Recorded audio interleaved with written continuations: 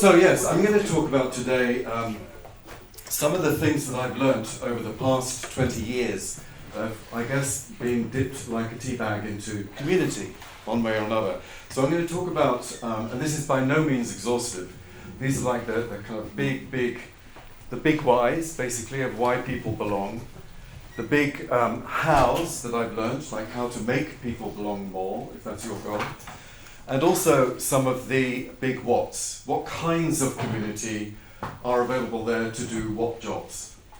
And I'm not going to go through the whats in detail, but basically I'm going to show you, as I talk about the hows and the whys, some of the examples that I learned from in this journey over the past 20 years, basically. Excuse me.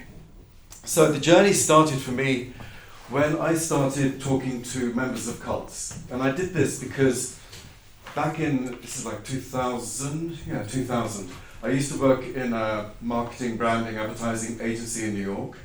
And a bunch of clients came in one day and they were very depressed.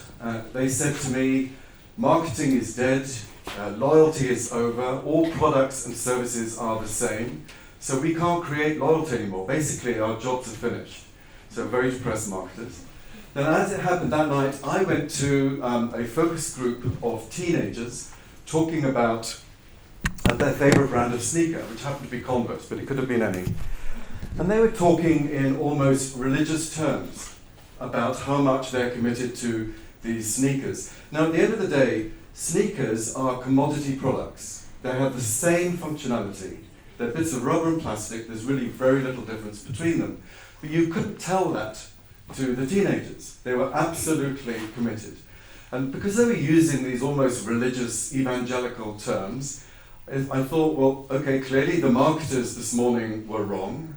You can create commitment, even in a commodity market. And since they're talking in these religious terms, maybe I should sort of dig into and find out how and why. And so I decided to kind of examine cult brands like, at the time, Apple and Harley. And then I thought, why stop there? Why not talk to and learn about cults, which is, in a sense, I thought, the most extreme form of belonging. If I could deconstruct and decode why people give up so much to join cults, then maybe I can learn things that I can apply to lesser forms of belonging, like brands. And so over the next couple of years, I interviewed hundreds and hundreds of members of full-on cults like Krishna, all the way through to religions like the Mormons, Church of Latter-day Saints, sports teams, the Marines, fraternities, and yes, cult brands. And then this ended up being this book, The Culting of Brands, a few years later. So, and I'm going to talk more about cults in just a minute. Then, by the way, this was before social networks. This was published in 2004. No Facebook, no Twitter, no anything, Flickr. But I was lucky because some of the people I found out much later who were building those social networks read the book. And in particular, two I know was Katerina Fake and Stuart Butterfield, who were the founders of Flickr. And they read the book and then they sent it to a guy called Scott Heiferman, who had just founded Meetup.com. And then he got in contact. And in the end, I left the world of branding, which I was sick of, and ended up joining Scott as one of the 4 partners running Meetup. This is in 2007, I think, 2006, 2007. And Meetup was great because I'd just been immersed in extreme forms of belonging like cults, people who are totally devoted. Whereas Meetup is basically hundreds and thousands of regular communities where ordinary people are getting together to indulge their passions, their interests. This one happens to be high yoga, right? From Portland, where else? In Oregon. And I see they're doing yoga and smoking a lot of weed at the same time. There are actually a lot of these. So this was great because then I was being, dunked into why people belong and how they belong, just like for mothers' play groups or for business meetups or stuff like that. And I'm going to talk about them in a minute too. After I'd been at Meetup a couple of years, Obama had just got elected in 2008, and I was also getting very interested in how mass movements work. Movements for social change, where you mobilize millions of people to take the exact same action at the same time on a single leverageable point, like a president of a country, or a chairman of a company, or what? Oh, it's okay. Is it on? Hello? Okay, good. Okay. I need to go close, I guess. So I wanted to, because I thought maybe we could start a movement to get the world to meet up, to leave their computers and meet up face to face, get back to face contact. Because this is 2008, when there was a lot of worry about people being devoted to their, still is, devoted to all their machines. So I actually happened to meet someone called Jeremy Hyman's, who's written a really good book recently called New Power, which I highly recommend. And he and I left Meetup and did a startup called Purpose. And Purpose was designed to help mostly non-profits, but also some brands like Nike, mobilize millions of people on behalf of social change. And at the same time, we also started movements about issues that we personally were passionate about. So we took the money that we made from Nike and we put it into a movement. The first one we did was All Out, which was the world's first global gay rights movement. We started with 2,000 members, and within, I guess, about 2 years, we got up to over 2 million. And we were able to mobilize millions, literally, to do a lot of things. These are just 3 of about 30 or 40 campaigns. So we were the ones that stopped the Uganda Kill the Gays bill twice. The first time within 4 days of it being brought to Parliament, we had killed it within 4 days, which is great. We were the ones that led marriage equality in France, also the whole narrative about homophobia connected with the Russian Winter Olympics. And so that taught me a lot of things about how you can mobilize millions of people to take action together and do things together. Then I joined Airbnb. And I'm going to talk about this in more detail in a minute. But what I learned there was the power of grassroots organizing. I ended up, I'll tell you about it later, but I ended up hiring Barack Obama's grassroots organizing team from the 2008-2012 campaign to help me train and mobilize Airbnb hosts and guests to become political activists and change laws. Because Airbnb was one of many in this new economy, peer-to-peer economy, but it's bumping up everywhere against old laws. And behind the push for those old laws to remain the way they were was the hotel lobby. And I'll tell you the story later, actually, it's kind of interesting. So did that. This, for example, is in Barcelona, at the Place Saint-Jaume, where there's the mayor of Barcelona on one side and the regional headquarters of Catalonia on the other. And there's about 1,200 Airbnb hosts, guests, dogs, children here with planners, with placards and demonstrating. And this guy here is delivering to the mayor 3,000 postcards that our Airbnb hosts had got small business owners in Barcelona to sign to say, we like Airbnb, the guests come and use our cafes or use our car services or buy our flowers. We would like Airbnb to be legal, could you please change the law? So this is going to be an example of communities that scale and take lots of action. Do shit, basically. And then finally, I'm going to briefly touch on the last thing I did it was the first thing I did at Airbnb, was help the community of Airbnb, the internal community of Airbnb of employees and the external community of hosts and guests become purpose-driven. A purpose-driven community, a community that is here to do something specific and make sure it gets done. So, and that's basically this whole idea of we created a world where anyone can belong anywhere. Katarina Manzi is in the audience, who works at Airbnb still. She'll correct me if I make a mistake. So that's the journey. So I'm going to talk first of all about the first big why that I've learned. And this may not be, it's probably not news to you because you're the experts in belonging, basically. A huge amount of them anyway in Italy and Europe. Ooh, I think this might be the wrong. Oh, it's good. So I like this. I like this slide and I like this sentiment. This is Richard Layard. He wrote a really good book called Happiness. He's an economist, actually. But he's sort of leading this new science of happiness where we're understanding what makes people happy, of which community is a huge part. Huge part. But anyway, he's saying all primates, including us, live in groups and get sad when they're separated. An isolated individual will repeatedly pull a lever with no reward other than the glimpse of another monkey. And the point is that we are all, as a species, hardwired to belong.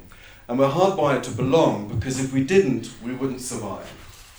And this goes right back to, this is a cheesy photograph from a cheesy movie called A Million Years BC. It's brilliantly cheesy, I recommend it if you've never seen it. So the moment that a sort of a lone guy in a bearskin with a sharp stick faced a big predator and thought, oh shit, I need my tribe, that's when human evolution took a huge lurch forward.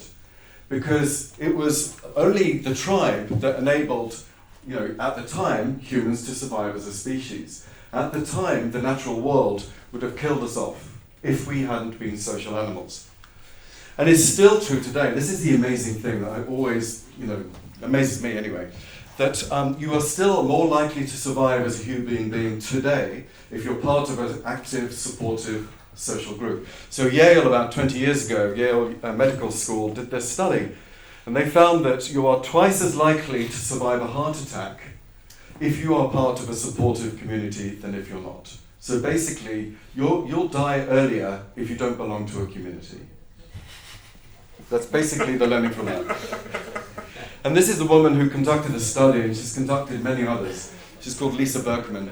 The degree to which we feel part of our community or have deep, abiding social and psychological resources help determine how protected we are against biological, environmental, or interpersonal assaults. The reason why let me just talk about this actually. So the other interesting, I call these FUMPs, fuck me facts, where you go, fuck me, I didn't know that. So this is another fuck me fact. Social pain is real pain. There's some studies been going on at UCLA in Los Angeles that shows that the human brain uses the same neural pathways to feel social pain as you do physical pain. Meaning that if you break your leg, ow, screaming, and then all that things are firing away up there, when you get dumped by a boyfriend or girlfriend, you're fired, or you're excluded from some group for some reason, the same pathways are making you go, oh shit, oh shit.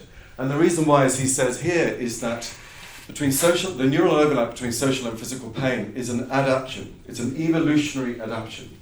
It ensures that we will spend our entire lives motivated by social connection, because without it, we won't survive, is the point. And the same is true the other way around, which is social acceptance and fairness is felt in the same neural pathways as physical pleasure, like sex or eating chocolate or whatever gets you going.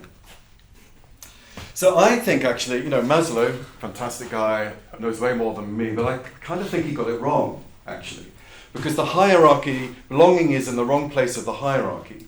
It should go there. Because you won't get physiological support unless you have a community. You won't feel safe unless you're part of a community. Without those things, it's not something you gradually evolve and get to as you develop as a human being. It's what's required from the beginning. Otherwise, you'll die early or whenever. So we're hardwired to belong in order to survive. So here's the second big why. From cults. So, as I said, I interviewed hundreds and hundreds of members of full-on cults and cult-like organizations. Everything from the Marines to Trekkies to members of fraternities, sororities, and all the rest of it. And what I was trying to do was deconstruct why they were so committed and also understand what those cults did to make them become so committed. Because I felt if I could decode that, then we can apply that to everything. And so that's what I did. But one thing I should probably say about cults is that, yes, there are some destructive cults. We always think of cults in terms of, the People's Temple, Waco, and all the others. But actually cults are completely normal. In fact, if a culture doesn't have cults within it, it will stagnate and die. They're normally the new ideas in a culture that, if they survive, end up changing the culture in their own image, which includes religion. So, for example, as it said there, I mean, the people who study these things, these sociologists of religion, don't call cults cults. They call them NRMs, which is new religious movements, because cults have become such a tarnished name. And every religion, bar none, including Christianity, which is one of several mystery cults in the Eastern Mediterranean 2,000 years ago, started off as a small band of people who were focused on a new idea. Most of them, by the way, don't survive because new ideas tend to get killed off by the incumbents, by the orthodoxy. In this case, the Jewish establishment did not want Jesus Christ to exist, so it seems. And so he was persecuted. But they did grow, stick, and then in its turn, Christianity persecuted its competitors. So cults are normal, basically, and we need them. But the perception is that the people who join cults are these. You know, sad people, lonely, gullible, subjects of mind control, victims of brilliant psychopathic leaders.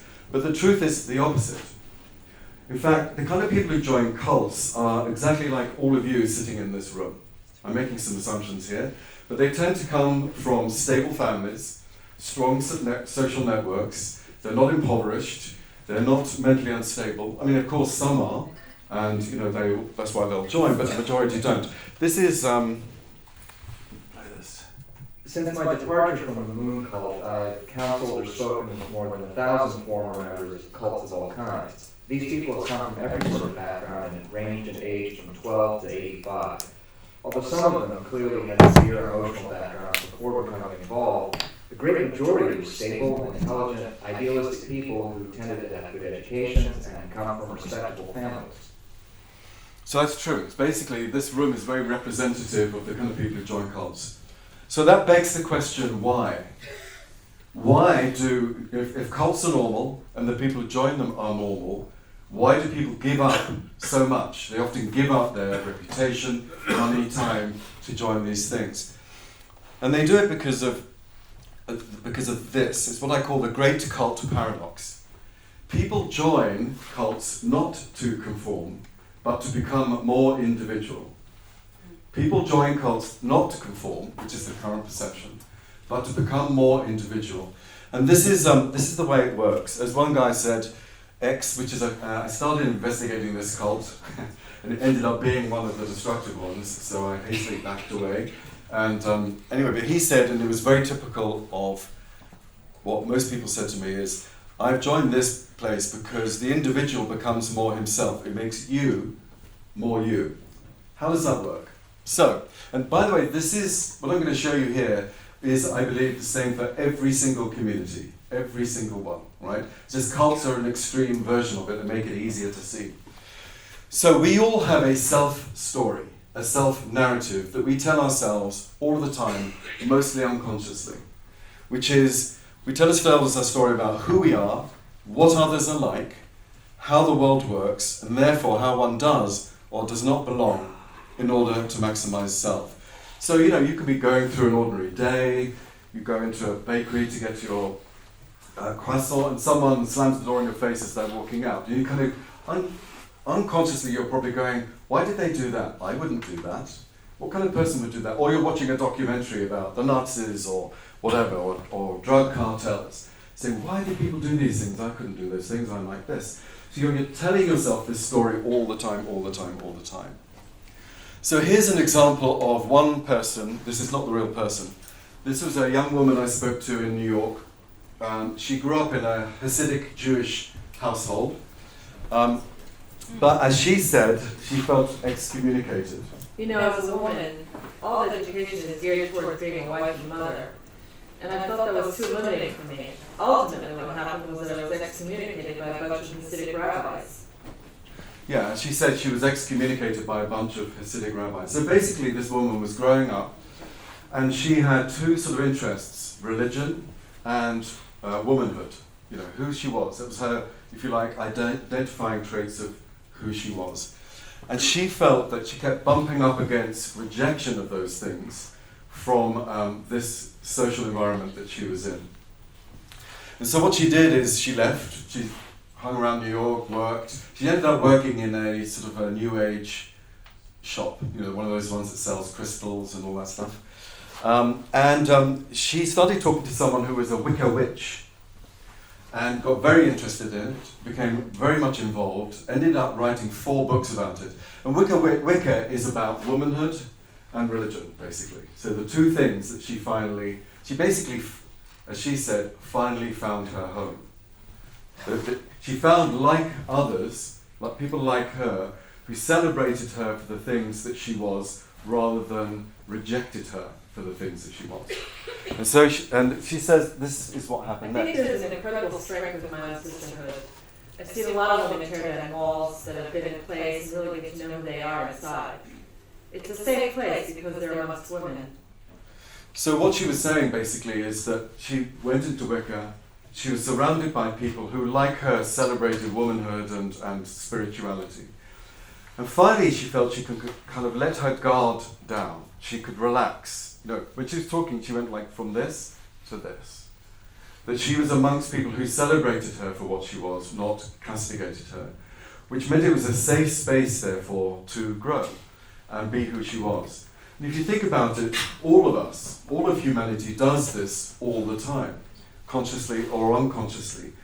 I mean, I worked for a while in London in an advertising agency, which is very famous, did amazing creative work, but the guy who ran the agency was a sort of East End lad. I don't know if you know what that means, really. He's like a Cockney, kind of aggressive. I really liked him, we got on really well. But everyone in the agency, even if they were posh and had like, you know, sort of posh accents, adopted his way of speaking and acting because that was the sort of the culture of that environment. And that wasn't me. So as much as I liked being there, I decided I had to leave because I was putting 50% of my energy into being someone that I wasn't. And I wanted to go somewhere where I could be 100% focused on the job and being myself. So I went to a different advertising agency and blossomed. Because I was in a safe space, just like her. And the same thing happened for her. She was with a great sense of vindication. She said, I'm a rabbi Wicca. It's sort of a big fuck you. I'm a priestess, I'm a rabbi Wicca, so it's happened for me. I kept hearing this story. I mean, the hundreds of people I spoke to, it didn't matter which cult they belonged to, or which brand they loved, or which sports team felt that they identified with. This was basically what happened. And we all do it. I mean, the reason why is because we all grow up, we get a sense of our own individuality, and then as we sort of grow up and are in a family or want to meet someone or get on in a company, we start shaving off all the kind of sharp bits of ourselves in order to get on in life. We all do it, all of us. So when you finally find a place where you go, people like me, it's where I belong, you tend to join them, and you say things like, finally I feel at home. I mean, this could be in a company, it could be in a church, it could be in a family, it could be anywhere. And you go, I feel at home, and you relax and you can be yourself. So basically, this is a great simplification, but for every community I've spoken with and talked with, it's all about identifying, who you are and what you are, and where you fit, and then when you've found a group where you fit, you feel a sense of belonging. And when you feel belonging, you feel safety.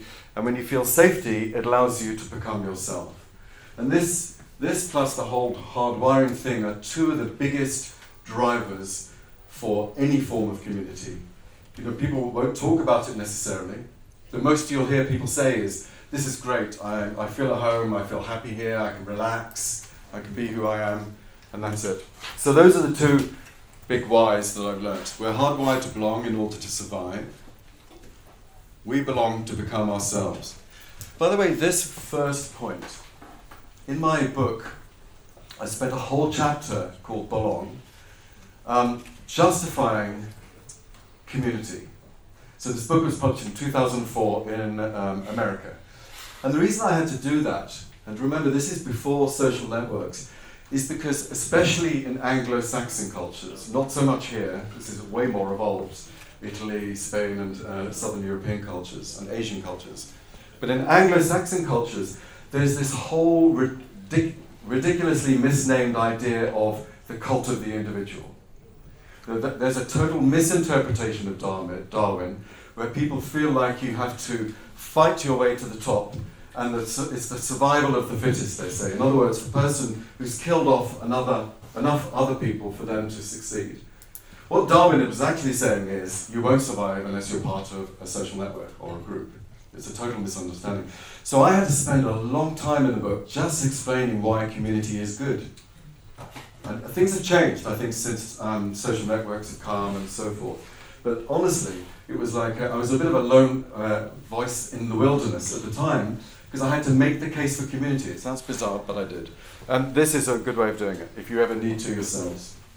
So now I'm going to talk about the 4 big hows. How, number one, and these are the kind of how you make community, if you like. What I've learned about how you make community. So, this is a little vulgar, perhaps, but what you need to do is to rub your members together until they get sticky. Okay? Rub your members together. Once you've heard this and seen it, you'll never forget it, and that's good, because it's really important. Even community managers forget this. Rub your members together to make them sticky. What do I mean by that? So going back to a meetup, I just recently finished the book, and I'd seen lots of quantitative research studies that showed that the more the cult members interacted with each other, the more committed they were to the cult and to each other, and the more they behaved in accordance with the laws of the cult or the religion. And so when I went to Meetup, I wanted to see if the same thing was true, and I wanted to basically find out why people became committed to their communities.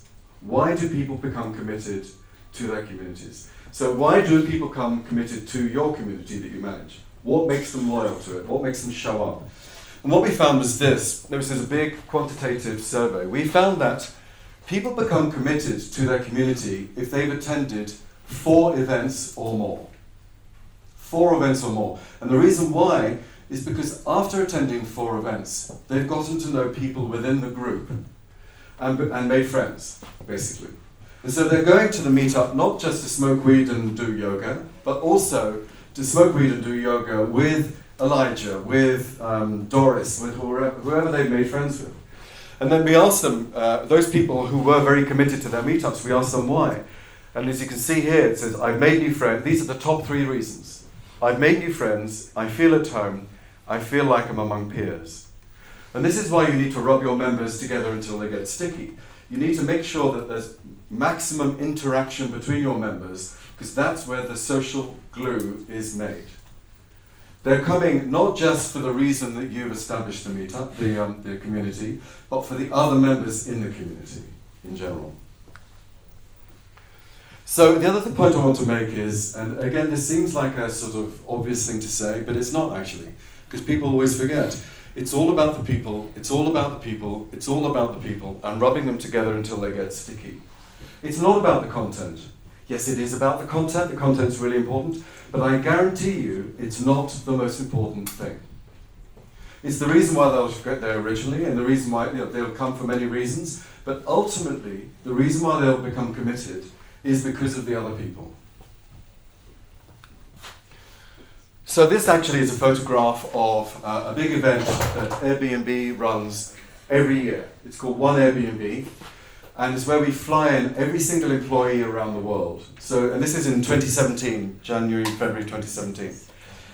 By this, when I joined Airbnb HQ, there was 150 people in the San Francisco office. By the time I left, which is just after this, there was about 4,000. So this is some of the 4,000. So the company spends millions and millions of dollars flying in people from all around the world for a whole week. All they're doing, the sole purpose is for us to rub them together until they get sticky. That is the goal. It's not training, it's not product announcements, it's not this, that, and the other. The sole purpose is that. In fact, Nate, who's one of the 3 co-founders, he was asked at the beginning, why are we all here for this week? And he said, we're here to get sticky. That's the sole purpose. Yes, we learn about new products. Yes, we do some training and stuff. But the main reason, which the founders and everyone understands, is the culture and the community at Airbnb internally in employment is incredibly strong. And it's because, oh shit, 5 minutes, okay, I'll do it again. Okay, how number 2, okay. So then the question is, how do you make them sticky? How do you make them sticky? So there's this thing I developed called the community commitment curve. And it's a very simple idea, but again, you'd be amazed how often people don't follow it. The basic idea is, over time, you make asks of your community members, starting with ones which are very easy, and then you gradually increase the difficulty of them, very gradually. And so you're basically making small, increasingly harder, incremental asks. So for example, this is the one that I developed for Meetup in 2007, just before I left. So Meetup had a really shit commitment curve. The first thing we asked was people to join, become a member. The next thing we asked was leave your warm home on a cold night and go and meet complete strangers. Now you can imagine we had a 60% drop-off, 60% failure rate, because the first ask was easy, then the second ask was too hard. So people never showed up, 60%. So what I was arguing for is we need to have incremental asks that will lead more people to attend the thing we want them to do most of all, which is to show up and participate. And I said maybe we should develop products along these. I mean, you can, I can make this available if you can't read it, but it starts with things like read blogs, comment on blogs, maybe write a blog post yourself, join a subgroup, maybe participate in some way, maybe lead a forum, maybe attend an event, then organize an event, and then become a leader. Increasingly hard, but very marginally so. So the commitment curve, it helps you model what asks you should make and when in order to maximize the number of members that are engaged and maximize their degree of engagement. I haven't really got time to do this, but it also works for grassroots organizing and movement making. So very, very quickly I'll show you this. This happened in 2013. The Attorney General of New York gave us a subpoena for all of our hosts' information, 15,000 hosts. And we didn't want to do that. We thought that would be a betrayal of our hosts, and it was an overreach of the Attorney General. And so we wanted to say no. But the problem was, I mean, at this point, Airbnb was not known. It was not a famous name. We were small. New York was by far our biggest market. We felt that if we said no to the Attorney General, he would shut us down, which he could do, which would have had a catastrophic effect on our business. So this was an existential threat, okay? So what I was working with Brian on at the time, saying, look, we have to keep our hosts and our guests with us on this. We have to be beside them, marching ahead towards and saying no to the Attorney General. So let me try and mobilize, recruit our hosts and guests and train them to fight. And so we did. The first thing we did was easy, sign a petition. We thought we would get 10,000 signees. We got 236,000, which gave us names. Then the next thing was slightly harder. Tell your story about how Airbnb enables you to live in New York or whatever. The next one was attend a meetup. About 250 people attended with the press and everything. Tweet a senator, which normally is down lower, but people were afraid of the witch hunt. They didn't want to let people have any identifying information. Crowdfund an ad. We raised $10,000 to run an ad in a local paper for the legislators. Have an op-ed, senator visit. These are 35 people who in the first snow of New York that year went and lobbied a senator and showed up. We were going to have a rally, and we predicted about 5,000 people would attend, but New York did a slow walk approving the rally, and so we couldn't do it. How number 3, this is going to take very, very quick now. Build communities that scale. So this is about grassroots org. In fact, let me just check on this. This is like another 10 minutes. Shall I stop, or is it okay? 5 minutes, just 5 minutes. Yeah. Just fine. Okay. So what also happened in New York happened in San Francisco. This here is the San Francisco signing a law. This is the mayor here, Ed Lee. This is a senator, a legislator. This is a legislator. Everyone else here is an Airbnb host. And we mobilized them and trained them to do press conferences, have demonstrations. some of these attendees were sitting in City Hall for 10 hours until they switched the lights off and they were forced to leave. And these people had jobs.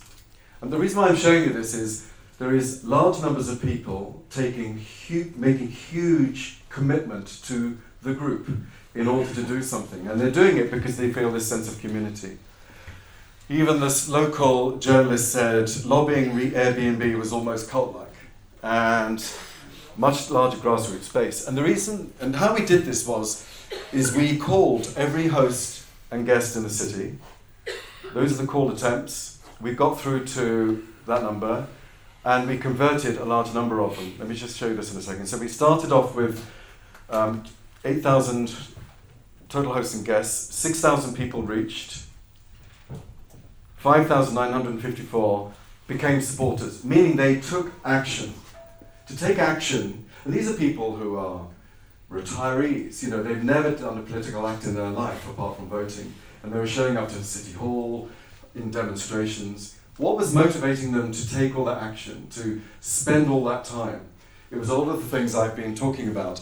And we were able to break it down to core members, strong supporters, low, medium supporters. The way it works is, not enough time to go through it, but field organizers, golden metrics, commitment curve. We use the commitment curve. That's how we got so many people going up and taking action.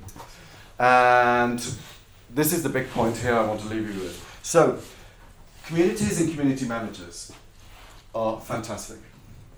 Really good, especially when a business, if you're in a business, is young. When there aren't that many people around, you're the ones basically the face of the company, you're the one who are organizing everything, you're listening to people's needs, all of those things. But at some point, if you're successful, the number of users will grow exponentially, as they did at Airbnb. At the time we were doing this, we were growing between 200% and 300% a year. Right? So that's twice or three times as many people, users, hosts, guests, revenue, employees. So it's like it was hypergrowth. So the community manager model didn't work so well anymore because there were simply too many hosts and guests in any given city. Katerina used to run all the community managers in Europe, and they were overwhelmed basically at some point. So, especially in this case, what we did is we had these are the people we hired from the Obama campaign, Mick, Megan, Rusty, others. These are people testifying in City Hall and telling their stories in front of a senator. And we used a model that Obama used in the Grassroots Organizing campaign, which is called the Snowflake Model. And the Snowflake Model basically means that you train your members to become leaders of communities. In a way, you're making yourself redundant. That's the way they think about it. So Megan, who was a paid community manager, identified hosts in teams, trained them to be like her, also trained them to have training captain, rapid response captain, storytelling, news and information, events captain, trained them to be self-sufficient communities. And so they were able to rapidly scale in ways that the old community management model didn't allow. Final one. Okay, this is super fast. If I don't go through this, I've written an article about it in Medium, so it's okay. You can read that if you like. Your community must have a purpose. So the first most important thing is you have to rub your members together to make them sticky. Second most important thing is you need to have a purpose. I know this because the meetup groups that had a clear purpose with very good organizers were the most successful. By definition, they rubbed their members together because they met face to face. That's what it was. So when I came to Airbnb, and I sort of arrived in a weird way, I went to do a speech like this to the employees. Then they asked me to come back to do a project. Then they asked me to stay on full time. And I flew back in from New York, where I lived, to see Brian again. He's the CEO, co-founder, my boss. He's my boss. And he said, hey, you know a lot about brands, can you help us figure out ours? And I said, let me think about that. Came back the following morning and said, instead of figuring out the brand, let's figure out the community's purpose, because clearly there's an incredibly strong community here. Community of employees, community of hosts, community of guests. Really powerful. Why? Why are they so committed? What role does Airbnb play in their lives that makes them so passionate? If we can find out why, if we can find out what purpose Airbnb plays, then we can define that, and then everything becomes easier, including figuring out your brand. If you have a purpose, you're able to figure out what products you should want, who you should hire, what kind of customers you should have, and what brand it should be. So he said, okay, do that. And so in 3.5 weeks, we ended up talking to a lot of people, and ultimately came back with this, which is creating a world where anyone can belong anywhere. Here's, oh, I found this. This is painted on the bedroom wall of a Airbnb in Athens. And I called George, who was the host, and said, why did you paint what looks like a corporate, idea on your bedroom wall? And he said, because it feels right, because it's natural. His words were, because it was natural. It just feels like what I'm trying to do all the time, and what makes me and my guests happy. So we launched this purpose when we launched our, what I call our equal opportunity genitalia logo. This one here. There's something in there for everyone. I mean, really, everyone. So we also launched it with, we launched it purposely so that our hosts and guests could make their own versions. Our community was literally owned the brand. And they did. About 300,000 people on this site we created made their own individualized, unique versions of the logo. Most companies, if you fiddle with their logo, there'll be like 10,000 lawyers jumping on you and prosecuting you. Whereas we wanted people to fiddle with our logo. So, and anyway, we launched the whole idea was to launch this as not a logo, but a symbol. And a symbol is basically a logo with meaning attached. And the meaning was belong anywhere. I'm just going to play this video and then I'll shut up.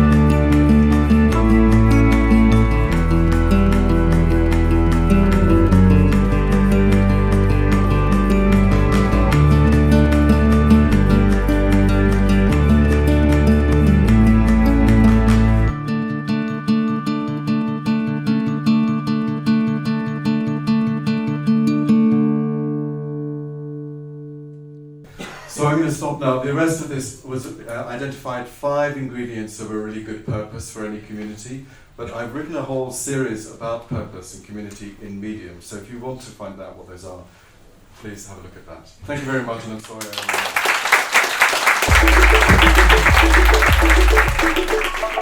sorry.